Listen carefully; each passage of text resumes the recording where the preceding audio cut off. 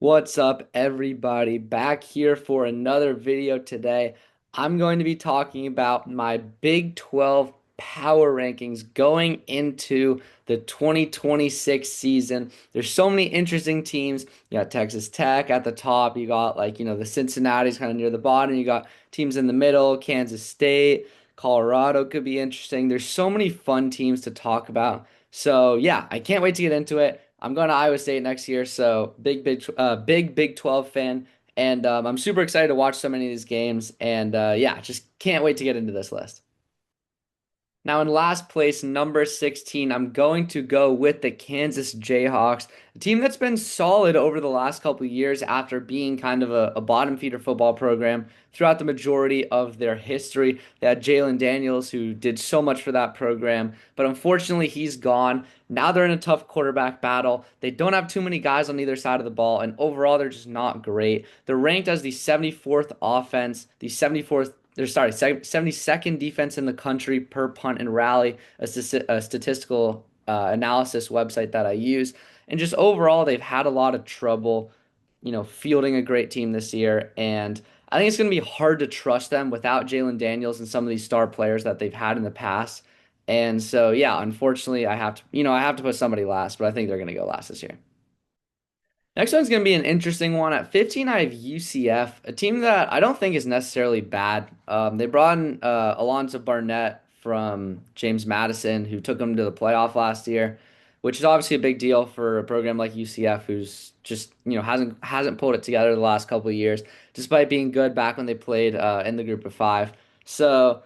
Yeah, I mean USC is, or sorry, not USC. UCF is a pretty good team. They have a pretty solid offense. They're ranked 49th, 52 on defense. They have a pretty favorable schedule, which I think helps them out a little bit. But overall, I don't think they have just like a plethora of talent, and they just haven't really proven it in a Power Four conference just yet. The geographics don't really make sense for them as well. So unfortunately, I'm gonna have to put them at 15. Next up in 14th place, I'm going to go with the Cincinnati Bearcats. I think they're very comparable to UCF, kind of near that bottom tier. They're ranked 77th overall, 92 on offense, 66 on defense. And I know those numbers don't really compare to UCF, but I think just overall they've proven a little bit more. They were decent last year. They've had some decent years in the past, and I think they're just more adapted to the Power Four level. They have a good O line, which I think helps them as well. Brought in some decent pieces in the transfer portal, and yeah, I mean, I think them and UCF really go hand in hand, but I think Cincinnati just gets a slight edge there. Next up is going to be the Iowa State Cyclones. Now, this is the place that I'm going to school next year. I just got home from visiting campus yesterday. I'm a reporter for them for Sports Illustrated. I know a good bit about Iowa State, and they're definitely not going to have a great year. I think I feel pretty good on that. They lost everything when, Matt Campbell left the program. So many players left. But they did bring in Jimmy Rogers, a pretty good head coach, I think. And he brought some good pieces, especially on the defensive side of the football. And that's why they're 41st rank on the defensive side, I think makes sense. I think they're pretty good on the defensive side of the ball. Offensively, I don't think as much. They're ranked 64. They have Jalen Raynor, who I like a lot. Cameron Petaway, the running back, Amari Hayes, Cody Jackson, some good wide receivers. But overall, I think that, you know, when it comes to just overall talent, I think they're pretty far near the bottom of the conference. But, what Iowa State has on the rest of those programs is, they were in the Big 12 championship 2 years ago. They were 8-4 last year. They've proven themselves as a program, even if it was with different people. They've proven themselves as a program, and it's not like the talent is that different from that, from kind of the bottom of the conference. It's very comparable, and so I think Iowa State gets a solid edge over the last couple there. Now, this next one is personally, I think, going to be the weirdest of the entire video, and that's number 12 being Colorado. Now, I'm not a fan of Deion Sanders at all. I don't think he's a good coach at all. When it comes to the ranking, 84 overall ranks them dead last in the conference by a decent amount. Second last would be Cincinnati at 77. But I kind of like Colorado this year. I kind of like them. I think, they've definitely not proven much in the last couple of years, except for that one year they were pretty good. Their schedule doesn't help them at all. So they're only projected to win 4.6 games this year, which is pretty low. But the reality is, I really trust some of the guys that are coming in. They have, three amazing wide receivers, which is Danny Scudero, who came from San Jose State. They have Cam Perry. They have Ernest Campbell. A lot of really, really good receivers. They also have some good defenders as well, which I think helps them out. And while their numbers don't really show it, I think just some of these names are going to help them out a lot. Like I said, I don't think they're going to be at the top of the conference or anything, but I think, putting them dead last is really harsh. I think that just talent alone, they have so much more talent than Iowa State that even though Iowa State, I think, is going to be more kind of composed as a program, I think that Colorado just gets the edge based on just how many names they have. Next up is going to be West Virginia, a program that's struggled over the last couple of years, haven't put in together too much, but this year I think they might have some sort of intrigue, and I think it's pretty much all on Cam Cook. The offense as a whole, I think, is going to be pretty good, and that's pretty much all because of Cam Cook. They also have Michael Hawkins at quarterback from who transferred in from Oklahoma. We'll see if he starts or not, but I think he should. Um, yeah, West Virginia, if they could stop anybody, they'd probably be pretty good. But unfortunately, I think, not having a defense is going to hurt them a lot. But Cam Cook is going to be unbelievable next year. And I don't think anybody's going to be able to stop him. It's going to be a lot of high scoring football games. But I don't think West Virginia is going to go super far next year. Next up is going to be the Baylor Bears. This is a decent team. Obviously, they brought in DJ Lagway over the offseason, which is, a big deal for them. And I think there's going to be a lot of people super high on this Baylor team. I'm not really in that field because while I do think they're a decent team, they had Sawyer Robertson last year who was really, really good. And DJ Lagway obviously is good as well, but I don't think he's, you know, better or not, but he's definitely not going to be much better. You know what I mean? And yeah, overall, Baylor, good team, but the defense backs him a little bit. I think that helps a lot, but Lagway just doesn't have that many offensive pieces to work with. And that's going to be a bit of a problem. Baylor hasn't proven a ton the last couple of years, and it's hard to put them super, super high. While I do think they can compete for a bowl game. Next up is the Kansas State Wildcats, a team that should be pretty solid. They've had Avery Johnson over the past couple of years, haven't really been able to figure it out, but it's obviously, a guy that can definitely be good. I've always kind of had belief in Avery Johnson, even though he hasn't really figured it out. Um, they have a couple new coaching changes that I think is going to help out Avery a decent amount, but unfortunately, I don't think Kansas State's going to be super good. They do have an easy schedule, which helps them out a little bit. Pretty, even offense, even defense. They have some pretty good guys on either side of the ball, but I don't think they're going to be making too much of a push for a potential conference championship or anything, too crazy, but solid team, should do all right. Maybe 7-5, just a pretty solid season for Kansas State. Now, next up is going to be the TCU Horned Frogs, a team that's done pretty solid over the last couple of years, just a really consistent program. And I think they're going to be solid again. I don't think they took a massive jump by losing Josh Hoover and bringing in Jaden Craig, but we'll see. He did do really well at Harvard, but Hoover also was, really good for them as well. So, we'll see there. TCU does have a good defense, which I like. I do think that'll help them out a lot. They do have a favorable schedule that helps, but overall, I don't think there's that much talent on this team, and they're in a very similar position, I think, to TCU, just obviously with that quarterback change. That is just going to be competitive games all the time, but I think they're just going to lose a couple, and I don't think they're going to be just kind of super competitive. I think they'll definitely easily make a bowl game, but I don't think they're going to go much farther than that, unfortunately.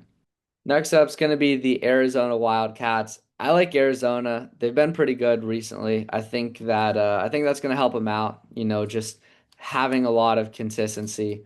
They bring back Noah Fafita once again, who's been their quarterback for I want to say 4 years now, could be three.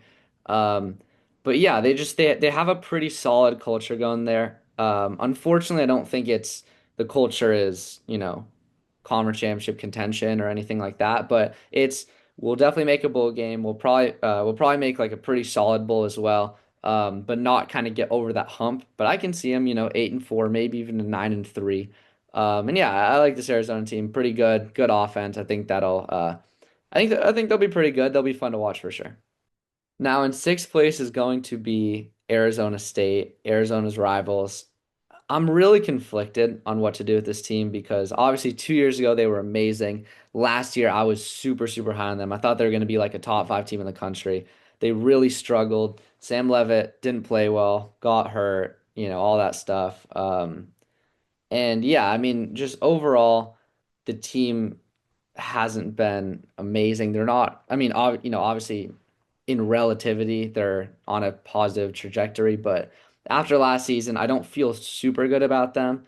I really like their addition of Marion Miller, a wide receiver though from Colorado. He was really proven. I think he had like 900 yards last year. And keeping Kenny Dillingham also matters a lot because he's a good culture guy. Yeah, so. I'm not gonna put him one, even though I'm sure people probably have him. Some people probably have him really high. Some people probably have him really low. But yeah, I mean, similar to Arizona, just a really good offense. Bringing in some new guys, which I like, but kind of keeping similar culture. And yeah, I think 8-4, 9-3. I can't wait for this Arizona State game because I feel like they're very similar in a lot of different ways. But yeah, I think a lot depends on Cutter Boley. I'm not a huge fan of him, but I'm sure he could do well. And he's really young, so we'll see what happens there. But yeah, I'm gonna put him at number six. Now in the top five, just cracking top five is Utah. And yeah, this team is also very interesting. I also don't really know what to think of him. I'm not a huge fan of Devin Dampier. Even though he is a good dual threat, I just don't think he's like a top quarterback in the conference, while some people probably think that. But he's still a good player. Wayshawn Parker, they're I believe returning from Utah last year. Braden Pagan is coming in from Utah State, and I'm really high on him. I think he's going to be a really good wide receiver next year, potentially one of the best in the conference. So he's going to be their X factor there. But yeah, I mean Utah has a pretty good offense. Obviously, no, they lost their head coach to Michigan, and they had to make a new hire, which does make things a little bit tougher. But they did bring back a lot, which does help. And I think they kept as much culture as you can despite a coaching change. So I like what Utah is doing. I think they cracked the top five, but admittedly, I'm not super high, and I don't like love any of their players except for Pagan. Now, I'm not going to pretend that I'm like some unique guy by putting Houston really high because I know a lot of people are pretty high in Houston, but yeah, I love this team. I know there's probably a shock to some people, but Houston is really good. They've proven it. Last season, they were great, really competitive throughout the majority of the year. And they returned Connor Weigman, who's their quarterback. They returned Amari Thomas, who's I think is going to be the best receiver in the conference next year.